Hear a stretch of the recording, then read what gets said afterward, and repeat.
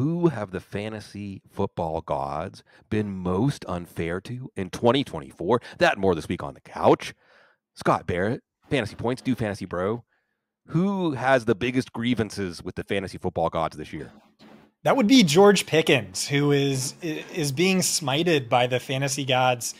Job Pickens, I don't know, but I love it. I've been talking about this since week 2 and then week 3.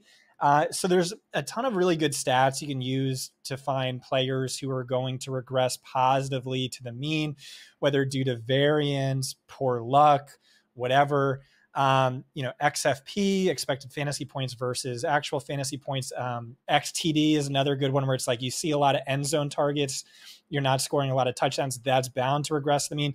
But the most potent one, which like always regresses the mean, but isn't this year for George Pickens, is penalty luck. So he's had a number of big plays, touchdowns negated due to penalty, or big plays, touchdowns overturned on play review. And so, like I said, I was talking about this week 1. He had a 41-yard catch overturned. He had another 36-yard catch negated due to OPI. Had both of those plays counted, he would have had 4 catches of 30-plus yards in that game, a feat Tyreek Hill had never matched in his entire career. Keep in mind, he was shadowed by A.J. Terrell in that game. Week 2, he had a 51-yard catch nullified due to holding. He had a 6-yard touchdown catch nullified due to a Van Jefferson OPI. And then he also drew a 39-yard DPI penalty. All this while being shadowed by the best cornerback in football, Patrick Surtain. What happened last week? Well, we all know he scored the 1 touchdown where he got 1 foot down twice instead of both feet down once. And then he had another touchdown overturned on a penalty. And yeah, so you look at fantasy points lost due to penalty and pass interference. He has like 40, and it's like 2x the next closest player. I promise you that is going to regress the mean. His volume, his production, his efficiency, everything all looks really good with an added bonus, an added bump with Russell Wilson under center. I'm a big believer in this player's talent. And so George Pickens, absolutely someone going to regress to the mean, someone I want to be buying on, someone I'm bullish on long-term. And hopefully, and I'm going to speak as a selfish, neurotic Steelers fan here, Scott, hopefully that makes the George Pickens story not end up like the Martavis Bryant, Antonio Brown, now Diontae Johnson, Chase Claypool. Chase Claypool's he had a good rookie year. That we've seen this, and we're going to talk about Diontae Johnson in a second. I didn't bring him up just to not reward the anticipation of that, but because we've already seen during this year Arthur Smith, and this is fantasy football. I like to say this at least a few times a year. You will be right and wrong in the course of the same season, maybe the same month, maybe even the same game, maybe even on the same play. If you thought Arthur Smith was going to ruin George Pickens, there are lots of moments you can point to, like 59% snaps. Now he's getting upset, ask him questions about it, and he's saying, but also, if you thought George Pickens is so good, or George Pickens is going to be fine with Russell Wilson because he throws a good moon ball, because that's the other thing that's exciting, is if George Pickens has all of these things that are breaking 50.1, 49.9 against him, and they just start breaking the other way, jackpot. He also just got the quarterback. And look, as a neurotic Steelers fan, I'm happy to say that I was unhappy that Mike Tomlin, we'll never doubt Mike Tomlin, right? Never doubt Mike Tomlin. Because now you see some of these things coming to fruition. So just to put a point on this, and I know people don't like the exercise of like, oh, how often do we do 1-for-1 trades in fantasy football at the same position? Because George Pickens is on bye this week. So it does create a buying opportunity. And one of the things I've been trying to emphasize, Scott, because I've been writing buy low, sell high at Football Guy so often, and it's really turned often into buy high and sell low, that often the deals you can make, because everybody knows the buy low and sell high deals, but often the deals like I traded Diontae Johnson earlier this year in a dynasty league where my team was going downhill for a 2nd-round pick, and then Andy Dalton took over. Oh God, what did I do? Well, now that's looking pretty good. And likewise, if you had, we'll talk about Tyrone Tracy later. If you made a dynasty trade for Tyrone Tracy at any point in like the first month and a half of the season, I don't even need to know what you won that trade. You won that trade. And I think that easily could be the answer with George Pickens. So if I say to you, would you trade DJ Moore straight up for George Pickens? Yeah, I think so. Yeah, right? I mean, would you trade Jaden Reed straight up for George Pickens? I don't know about that one, but Reed as I don't know. He's driven me crazy all year.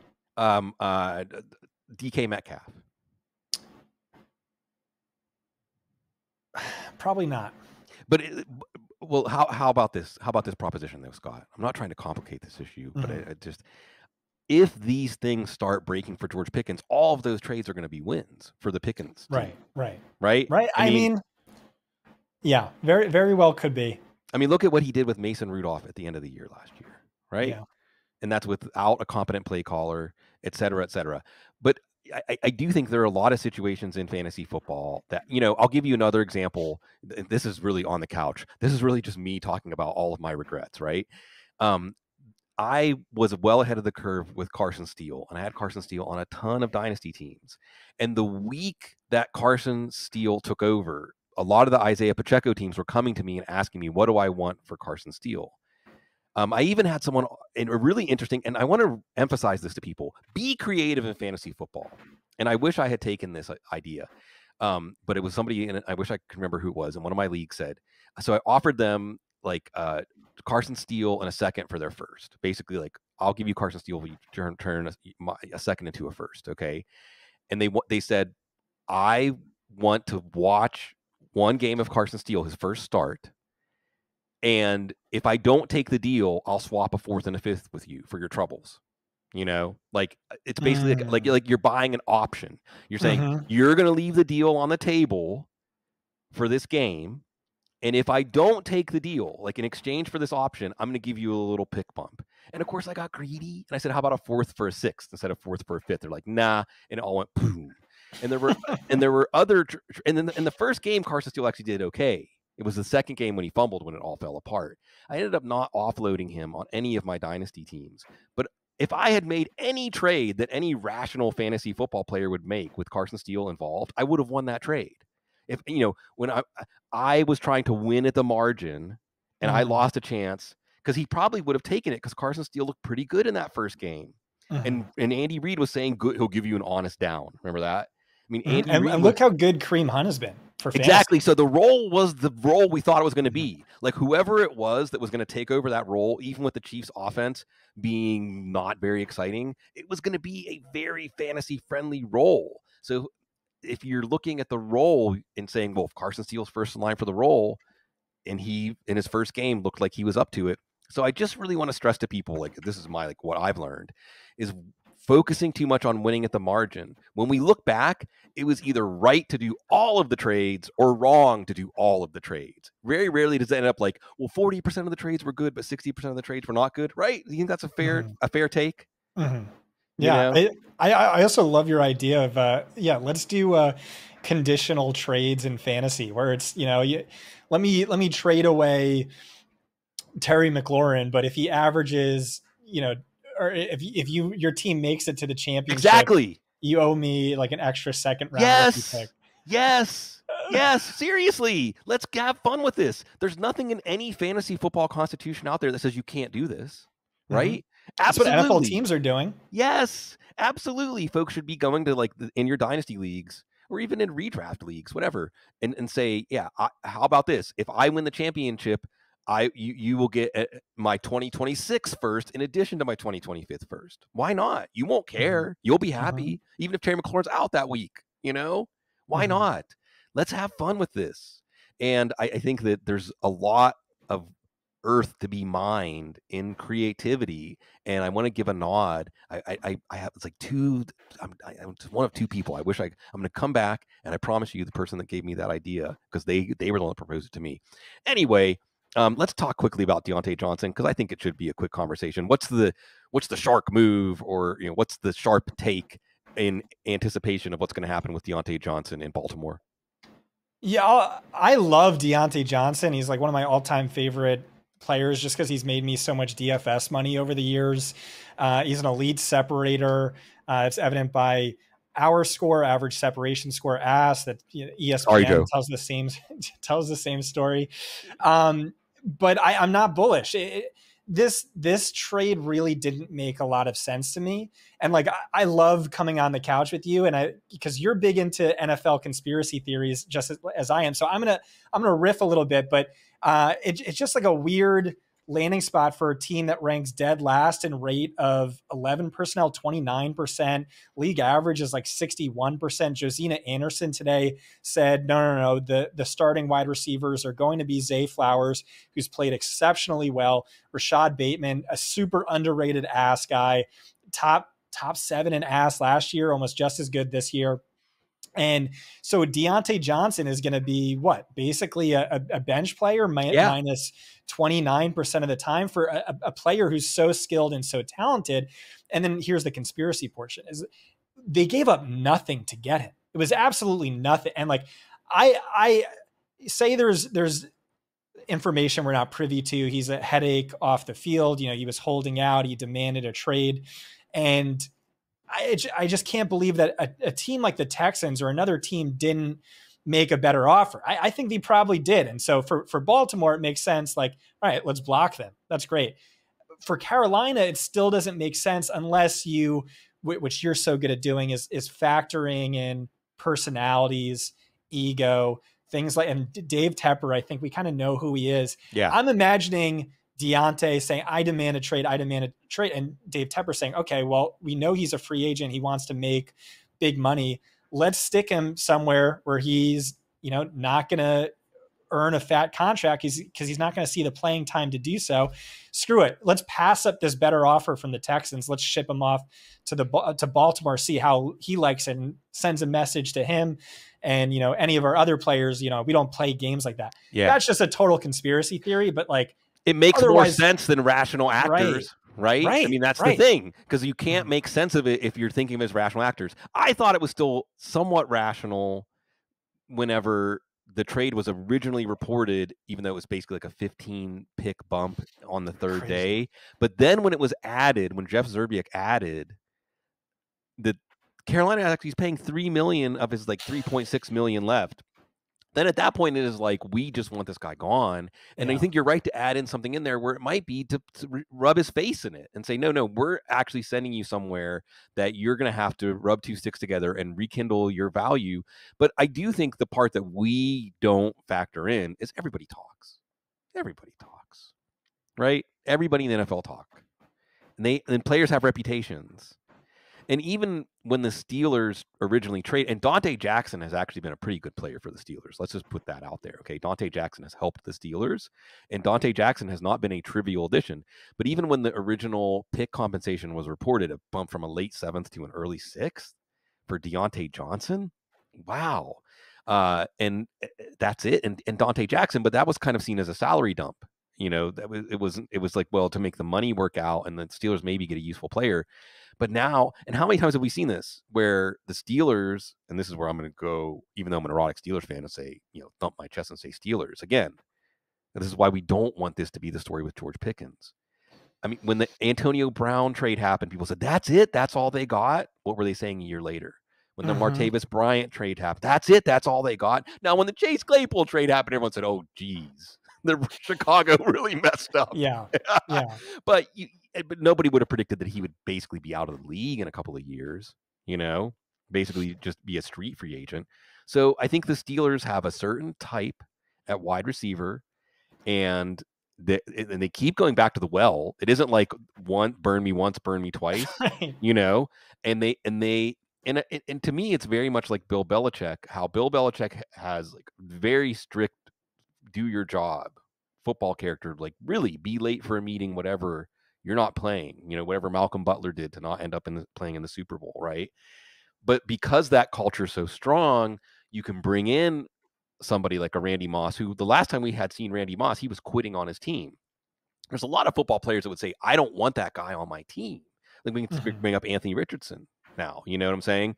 And say, well, once you are out there not giving to your team, there's a lot of football players like, you're out of the club, man.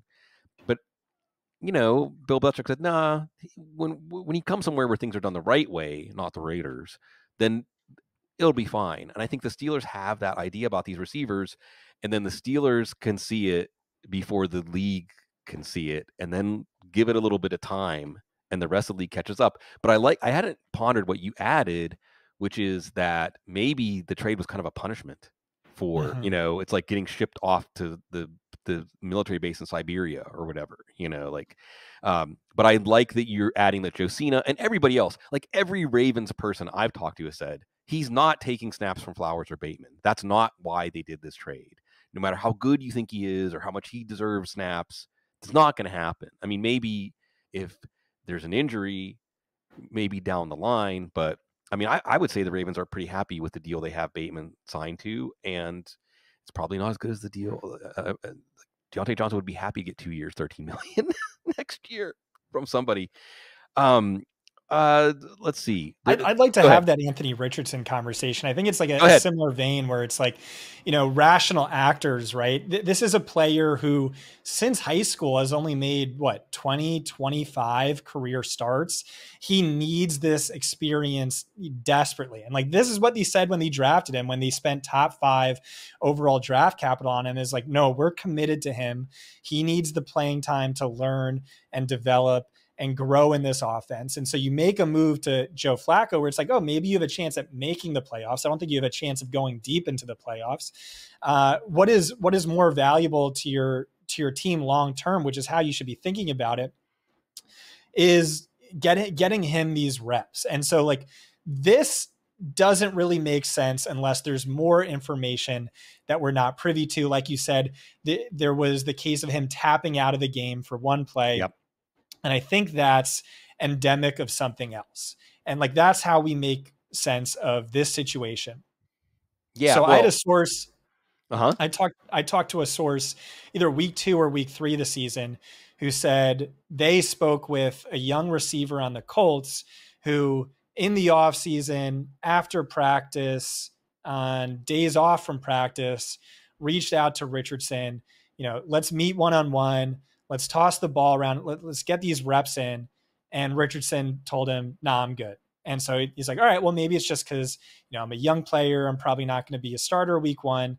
Let me reach out to a veteran wide receiver. Let's see if he could put this together. Richardson told him the same thing. Nah, I'm good. This is what my source told me. Sure. So with that caveat, and then it starts to make more sense where it's like, okay, is he not putting in the necessary effort, practice time?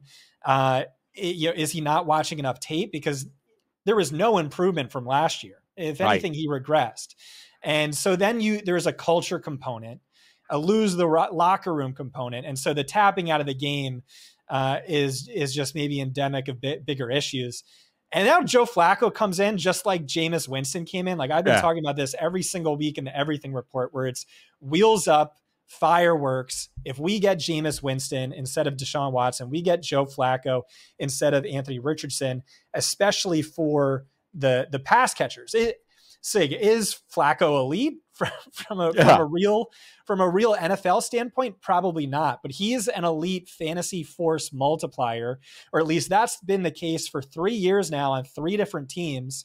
From week 14 on last year, he was the QB2 by fantasy points per game. Amari Cooper was the wide receiver 1. David Njoku at tight end was the wide receiver 3. And you look at what the team has done with Flacco this year. In Flacco's starts, they lead the league in catchable targets per game. In Richardson starts, they rank dead last, half as many. No one else comes close to them. And so Josh Downs, I think, an absolute league winner when you have Joe Flacco under center. He's averaging 9 catchable targets per game with Flacco, would lead the position. With Richardson, that's just 3.3. So a tremendous difference. A player I'm really bullish on, especially with Pittman dealing with this. It looks like a pretty serious back injury. But yeah, so this could be that and Winston. It's like with Winston, at least it was another like rational coach. It's like, what are you doing? Just start Jameis Winston. And so the fantasy gods maybe were a little, I don't know, kind to us. You don't want to say that when a player gets hurt, but certainly benefited a lot of fantasy viable players. Yeah, and what Flacco and Winston have in common is they've never seen a throw they didn't like. You know, Yeah. I mean, they're like I forget who put this in my head a long time ago. Like a kid trying to win the biggest stuffed animal at the state fair. You know, that's the way they play quarterback, right? I love it. And Yeah. and that's what we want for fantasy. And Shane Steichen, we have a lot of affirmative evidence, is a good play caller, a good play designer. So we're not getting to pick the fruit's not even getting ripe; it's dying on the vine. And Mhm. I like Anthony Richardson's skill set, and I want players like Anthony Richardson to succeed. But I think you're right. I mean, when you were talking about this, it reminded me actually of Trent Richardson. Whoa, Mm. Richardson, sons of Richard, and because when Trent Richardson failed, everybody said, I knew it. You could see this on tape or this measurable or this analytic. It was none of that. That's not why Trent Richardson. And it's funny that the Colts were on the other side of this, right? Because of Mhm. course everyone's saying, well, the trade for Anthony Richardson, trade for Anthony Richardson.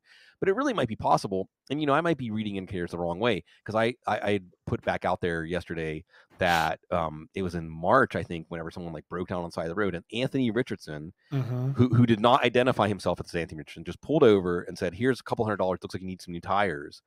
And the person's like, well, and he helped him. And it was not something Anthony Richardson called attention to, but maybe that's just an indicator that like he's on his own. It's kind of like Robert Griffin III, where it's like if you're too much of a human being, maybe like it's football's not for the well-adjusted, right? Bill Parcells, that if he wasn't like just I have to keep going because I'm going to be late for looking at tape for the next 6 hours or something like that. Like That's Tom Brady, just like an insane psychopath, right? right, right. But you're right to bring up, and I'm glad you're bringing up the stuff that your sources have told you. And there is something about Anthony Richardson. Kind of what makes him so likable is that he is so relaxed as a person. But how's that going to lead to success in a profession where every single moment, every single edge has to be tapped into, exploited, or not allowed to be exploited if you're going to be successful? So going back to the actionable fantasy advice here and putting it in the terms I was putting it earlier, Scott, it is I would say that 100% of Josh Down trades could be wins. Like if you could get someone to let go of Josh Downs Mhm. this week, I don't care what it takes. In a couple of weeks, they're going to regret it. I think you're right. So we'll see. And then, maybe, I mean, Adonai Mitchell, I think, well, what does the separation score? Because we're looking for somebody, or Alec Pierce. Maybe is Alec Pierce the other guy that we might, if you can't get Josh Downs, is there a secondary move to look to get here? So I don't think it's Alec Pierce, just because like the only thing Richardson did well was hit those 40-yard bombs, right? Yeah. And then like just worst accuracy of any quarterback and everything short of that. Um, so the separation scores are insane on Adonai Mitchell. Elite. This is a player I trashed all offseason from a dynasty perspective. Insane separation abilities. You see it on tape. We've done multiple film breakdowns on this. Some caveats being is like he does play a little soft, maybe a little like timid at the catch point and in terms of yak. But yeah, separation off the charts. It's just tough to see him getting the playing time with, Alec Pierce is really good at that deep shot, Chris Hogan type role. Right. Uh, and, and so that's an issue, but to me it's Downs because, I was arguing all offseason, I can't take Michael Pittman at ADP because when Downs, a rookie, was healthy on the field alongside Pittman, their production was just about basically the same. And then all offseason, you heard every single coach, the GM, rant and rave about Downs as the guy to look out for to take another step.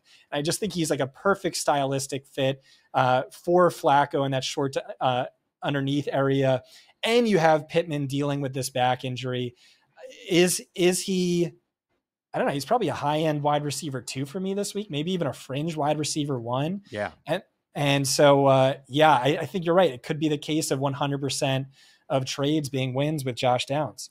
Yeah, I mean, I'm trying to even think of because Josh Downs with Anthony Richardson last week almost was one of the Right. best plays of the week. He was down at the half-yard line, or he would have had 2 touchdowns last week and over 100 yards. He would have been one of the best plays of the week. I'm not even sure. I mean, we're talking about like I don't even know, like because you have the combination. It's almost like Tyreek Hill, like a Tyreek Hill fantasy profile, basically. Like you can get Tyreek Hill. Yeah, PPR cheat code upside too, with just You're right. him working in the short intermediate, but he's also good at separating on deeper routes. Right. His week 8 was one of the best performances by Ass that we've charted this season. I'm really convicted in the player and now the fit with Flacco. And let's not sleep on Jonathan Taylor, who looked Yes. great with no ramp up period. Oh, He's yeah. averaging 20 fantasy points per game over his last 9. I think with Flacco, they're going to go a little less run heavy, but there's more efficiency, more sustained drives, more touchdown potential. So let's not sleep on him either. Yeah, I think with Jonathan Taylor, it was easy to overlook that 2 years ago, there was a legitimate debate about Christian McCaffrey or Jonathan Taylor at the top of drafts. And then everything happened that happened with the Colts, and you could get him at the 1-2 turn along with Saquon Barkley. And the whole fantasy football world has absorbed back into the hive mind. Well, yeah, Saquon Barkley is the guy we always thought he was now that he's in a good offense. But we haven't caught up yet with Taylor. And I do want to say that I think this year, here's a good news for fantasy football. And maybe there was a little precursor to this. The precursor was Christian Watson and Eric Stokes. And kudos to the Packers and the University of Wisconsin, because they went to Madison to say, like, why are these repeated injuries happening? And they actually got, and even if it was placebo and they didn't actually diagnose it, it's this idea of we don't have to keep doing the same things over again. We can change. And Christian Watson, yeah, he did have that ankle injury, which wasn't as bad as originally reported. And Eric Stokes has hung around. But I think this year teams are doing a much better job of not putting players back out there until they're full go. Because I don't know about you, Scott, but I was always hesitant when players were coming back off of soft tissue injuries or ankle sprains, high ankle sprains especially, to say that first week, extra risk. But I feel like a lot of times, including Jonathan Taylor, we've seen these players come back truly full speed when maybe we're worried, oh, well, another week, because Jonathan Taylor kept saying, well, we'll see when I'm going to be back. He was not really being like full on committing to being back. But then when he was back, he was fully back. Jonathan Taylor's another player that could easily be a league winner. What about for Winston? Who's the Josh Downs in Cleveland's offense? Who's the player that you're saying full court press, overpay for this player because it might look like an underpay in a few weeks? To me, it's David Njoku. Don't forget last season with Joe Flacco, he, like I said, he was putting up top 3 wide receiver numbers. And now this year, in just 15 full quarters of work, so we're excluding any quarter where he played like 2 of 15 snaps because he suffered an injury. So he is averaging 9 targets per 4 full quarters, 14.9 fantasy points per 4 full quarters, targets per route run. Insane. It could be Cedric Tillman. It very well could be. I was sleeping on him last week. I credited his big week 8 to the backup connection, or what Adam Levitan would call the shower narrative, because him and DTR had extra reps together in practice because they were both second string and because they played together in high school and they had that chemistry. But no, I mean, like, he went nuclear last week. So he's in play. Jerry Jeudy, I mean, is the 25th highest paid wide receiver in football. And people still, he's talented. People are confused why it's not working out. Or dare I say, it's Elijah Moore, who, like, anyone who knows me is groaning right now because I've been on the Elijah Moore bandwagon for a few. They're like, Scott, you got to give it up. You got it. Right. But I mean, this really might be the best offensive environment of his career. Yeah. And so a lot of guys are in play. I'd say David Njoku's the safest, and because there's a lower bar at the tight end position, he would be my bet. But I mean, Tillman could be a guy. Elijah could be a guy. Jeudy could maybe. I don't know. It's been rough for Jeudy, I'll be honest. Yeah, well, and Jeudy has some of that Diontae Johnson stink hanging around him. If you're listening to the stuff coming out of Denver, because I mean, when the trade, I don't know about this. Well, I mean, just look at the trade compensation, right? Right. What was it, like a 5th and a 6th or something like that? Nothing consequential at all. I assumed it had to do with the deal, though, and then that it was like a crazy deal they gave him. They gave him the deal showing the confidence they had in him. But Denver, I mean, the point is Denver The league did not see Jerry Jeudy as a player deserving of even a 4th-round pick or a 3rd-round pick. Right. And Peyton was shopping him like for an entire 14 months before that. Right. Maybe destroying the market for him, but it wasn't like teams were lining up to get him. But we'll see. I agree with you that Jeudy and Moore are more ancillary pieces here, and it is Tillman that is the receiver, and then there's Njoku. And I just want to say really quickly, just to kind of put stuff in perspective, because man, when the season's going week to week, like things that happened in September, it feels like a lifetime ago.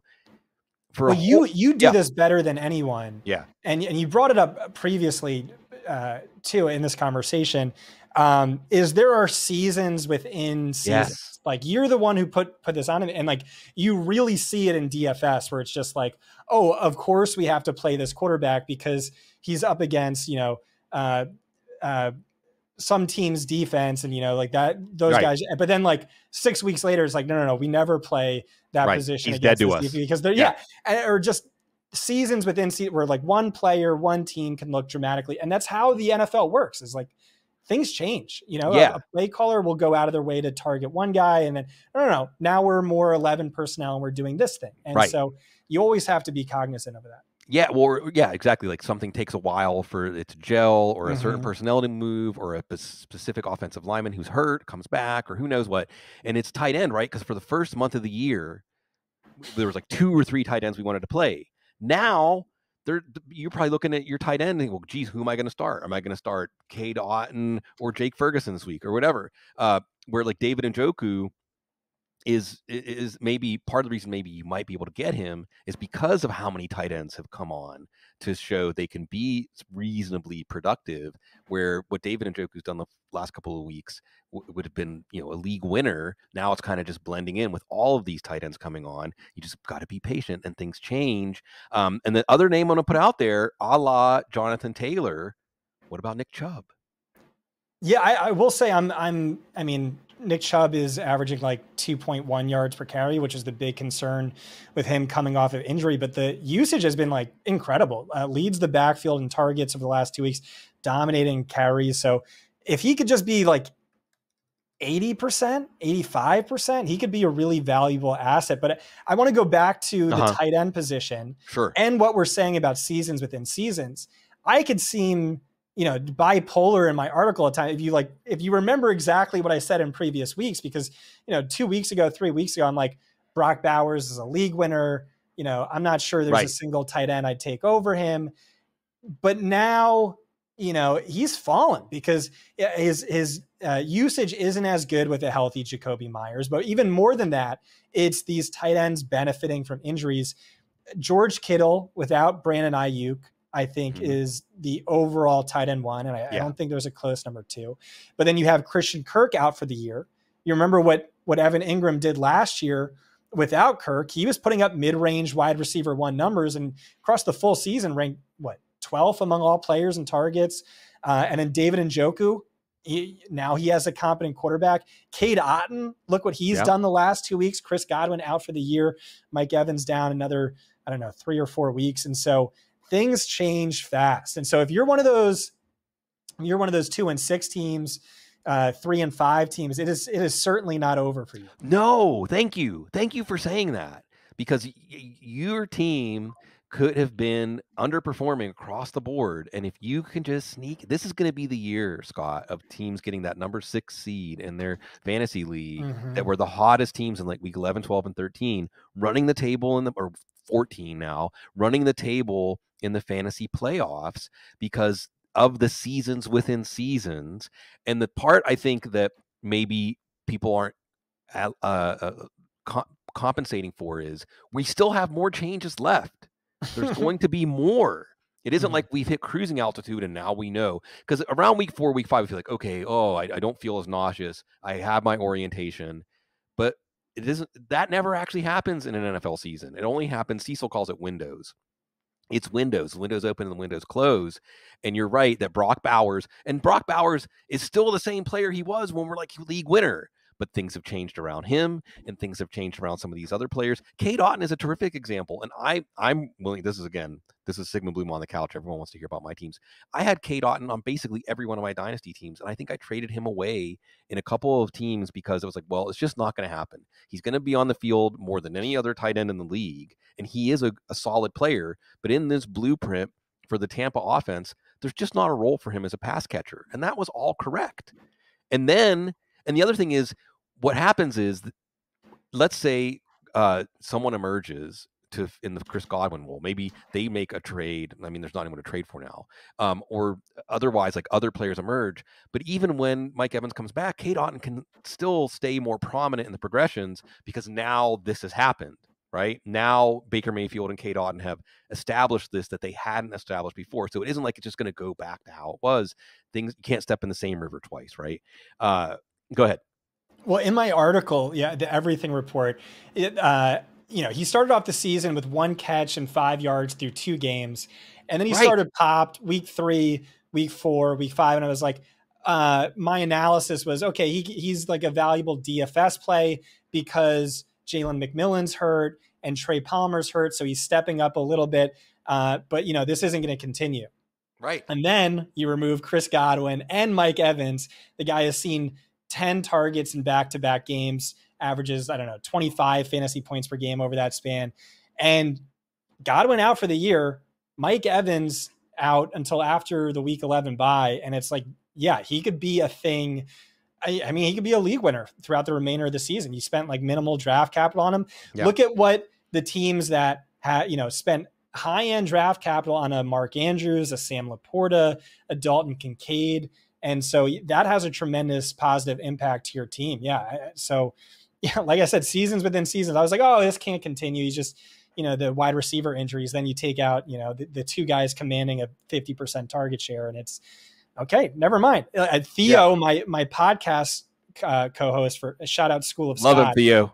He was on your show last week. He was like, for years I used Cade Otton's name in a derogatory way, where it's like, if you have a tight end injury or on bye, it's like you can Cade Otton on the waiver wire. You go Cade Ottoning, and it's like, no, this guy, wow, yeah. I mean, he's putting up wide receiver 1 numbers at the tight end position. That's crazy. Right. And you might be able to acquire him. This is a classic buy high. Mm-hmm. Because if he was the number 2 tight end on a team that has, Dalton Kincaid starting to get rolling now, or Travis Kelce's fine now, or they have Cade Otton behind George Kittle, and they're not thinking about flexing him. That's a whole other conversation. This is the year that maybe all of a sudden we go from there's no tight ends to start to maybe you can flex a tight end. There are some tight ends that are flex worthy depending on who your number 1. So you might be able to get Cade Otton in a trade. There might be a buried lead here. Baker Mayfield. Yes, I was going to go there. Well, listen, it's a narrative street, mayor of narrative street, because what's beautiful about this and what put me onto this, and I think I've got Baker Mayfield in our MFL 10 of death.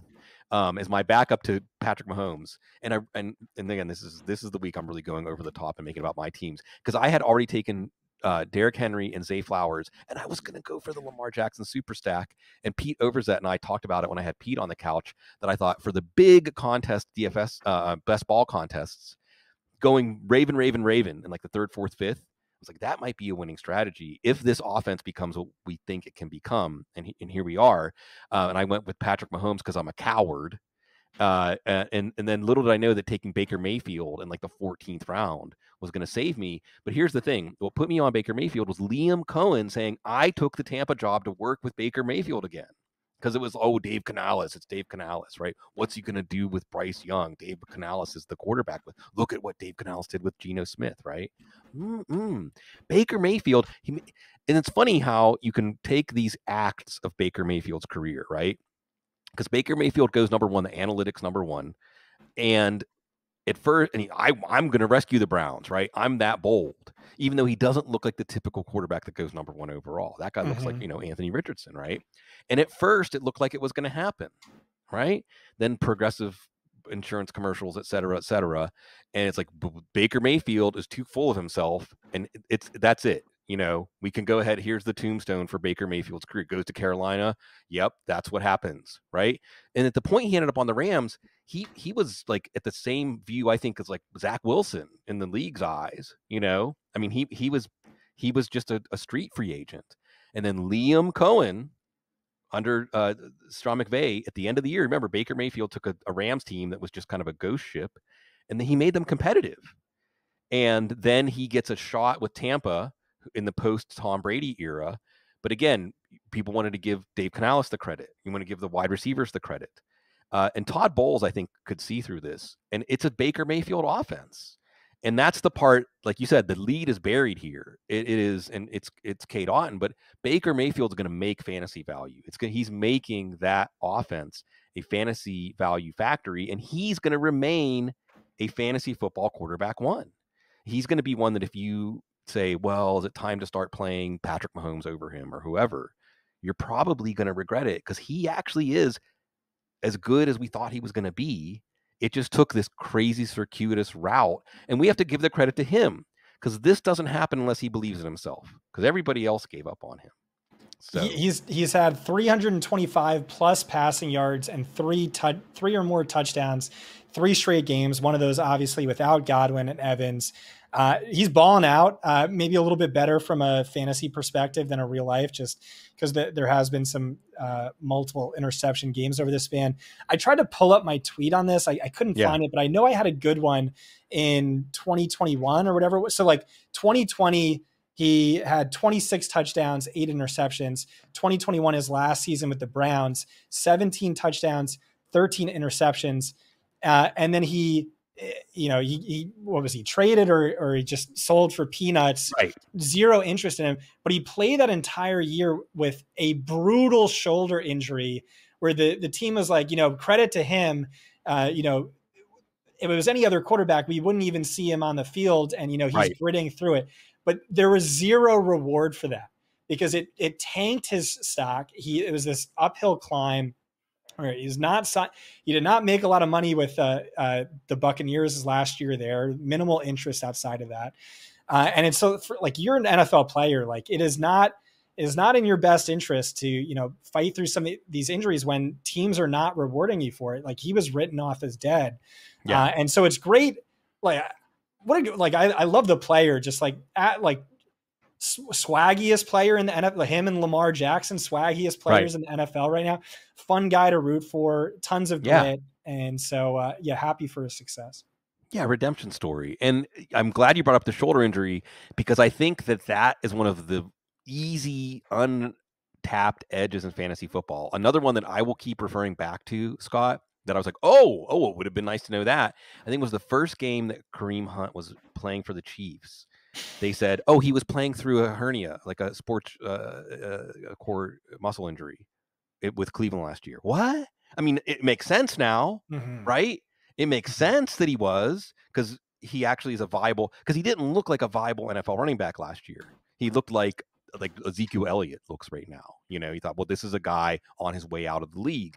And in the way the league handled him, and like you said, you have to factor in that the league is also not tapping into this. The league is also not saying, well, Kareem Hunt might still have some value if he was playing through a hernia last year because he was a street free agent. And the Chiefs didn't even sign him to the roster. They signed him to the practice squad. But once I heard that, I said, wait a second. And there are so many injuries that aren't reported. So many injuries. There's so many injuries that the player won't appear on the injury report anymore. And they're still playing through a very difficult injury, a very painful injury, an injury that is actually still affecting them. Go ahead. Well, I think the best example of this was, people still don't really know about this, but Tom Brady in his final season with the Patriots had the first half of the season. By the way, he had no wide receivers that year.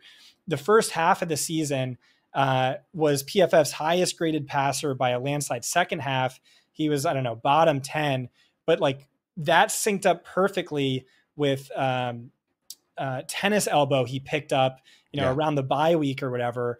But people wrote him off as dead, oh no, he's dust. He's so old. Shout out to my guy, Ed Teach, my buddy who won millions of dollars betting on Tom Brady that year and the Buccaneers. And Yeah, so that's a good example.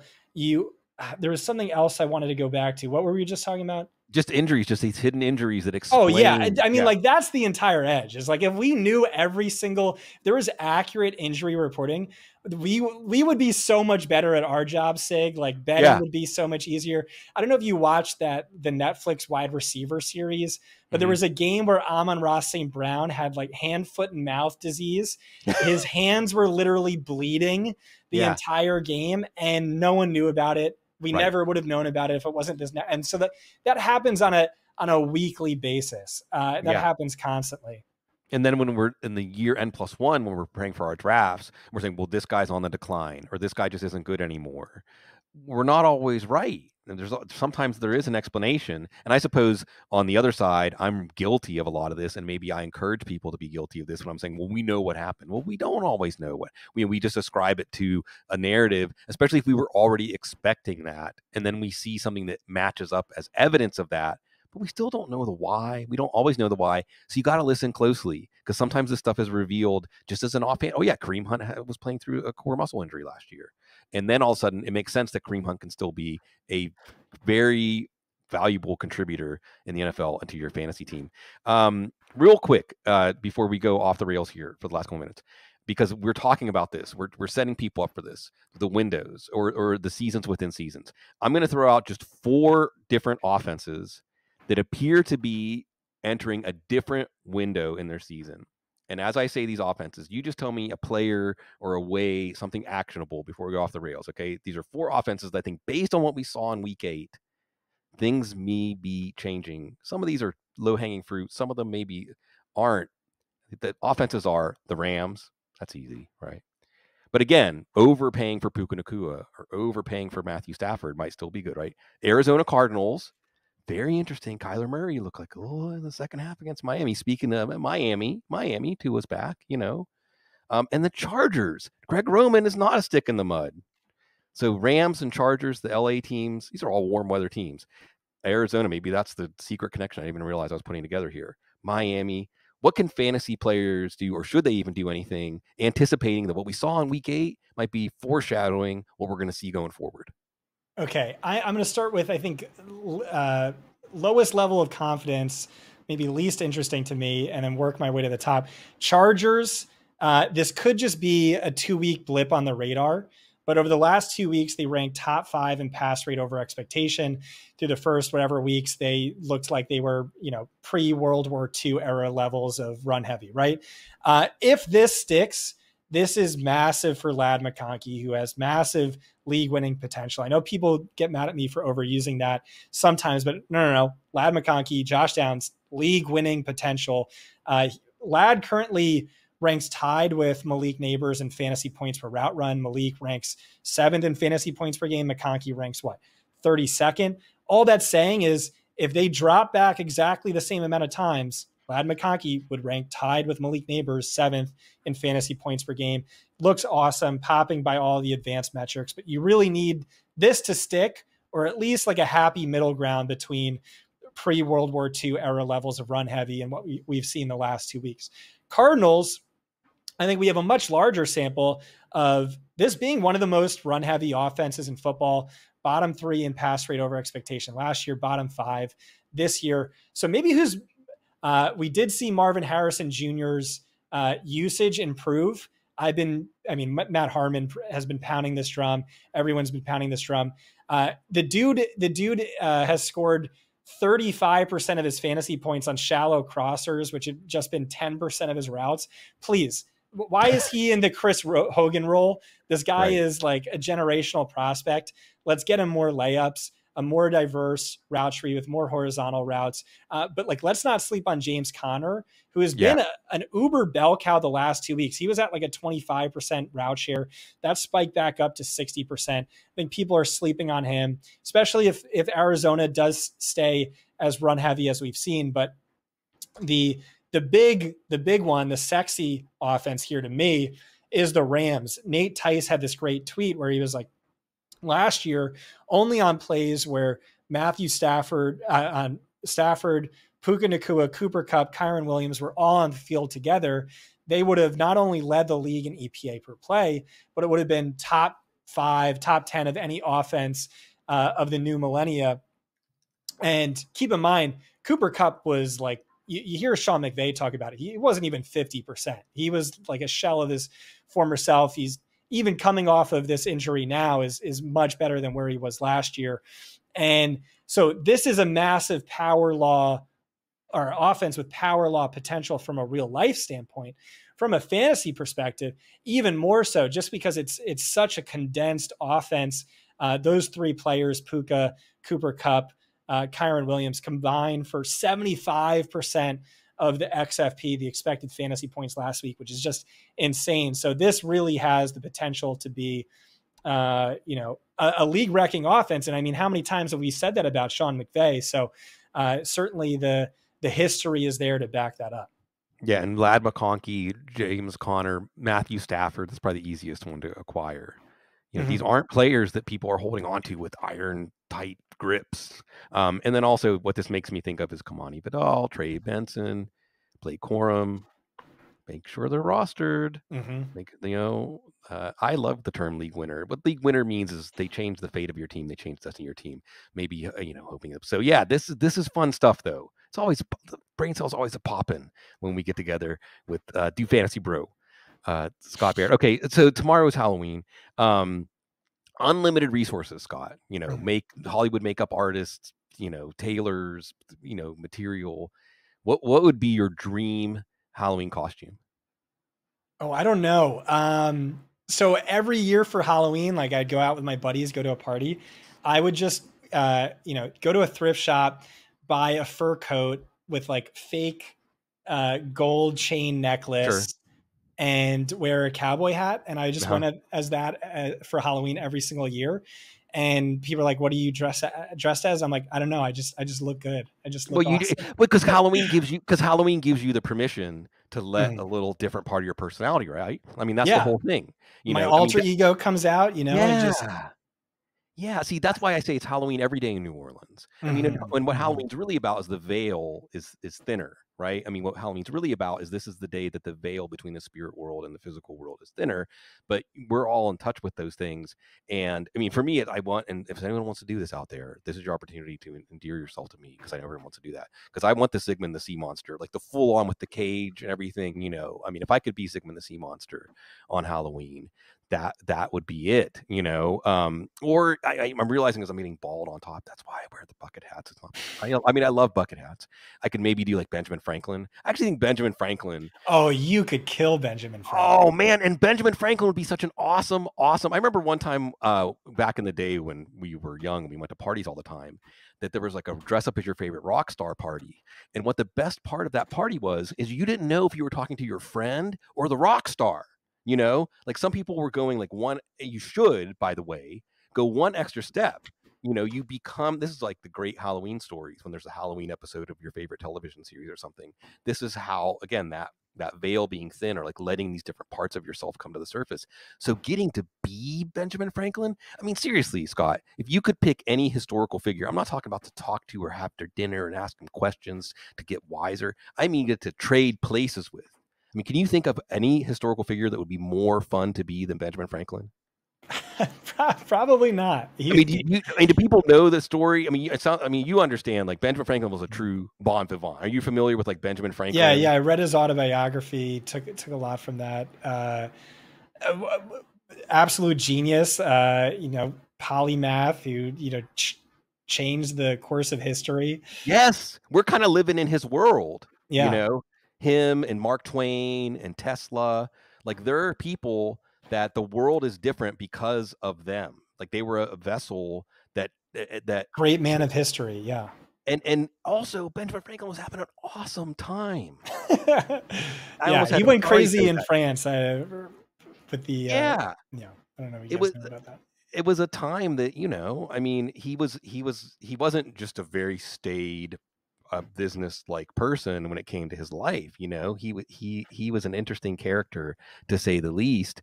And so yeah, Benjamin Franklin, maybe we could do Benjamin Franklin. I don't know. Let's see, as we go, well, Theo did this or was it Theo? I think it was Theo. If it wasn't Theo, then no. I think it was my man Alan Seslowski actually. But this is good. I'm gonna totally turn the tables on you because we've been on this show enough together and we're close enough, Scott. So I'm gonna say off the rails. You ask me a question. Okay. All right. Well, that's the question. So three historical figures Mm-hmm. you can spend a day with, or take out to dinner, pick their brain. Who is that to you? Like most Yeah. interesting, most compelling? Yeah. I mean, I've mentioned a couple of them already, although unfortunately with Mark Twain, it's just like every time we put the jeweler's eye on and look a little closer at our heroes, you find stuff you're like, oh, I found out learning about Joan of Arc because the Joan of Arc parade. Right. Isn't the answer just going through Bill and Ted's Excellent Adventure? Right. Wait, what is this about Joan of Arc? Well, Mark Twain was obsessed with Joan of Arc.